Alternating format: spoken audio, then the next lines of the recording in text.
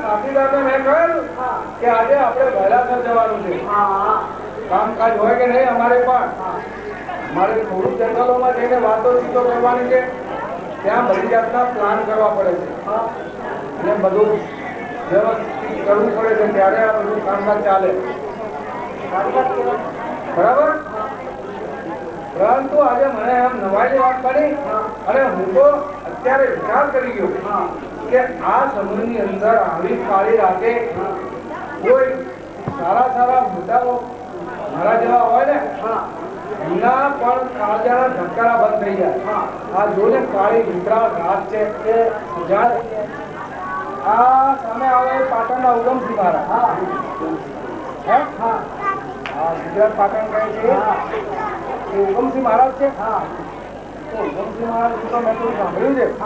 એ તો મહાન પાટણમાં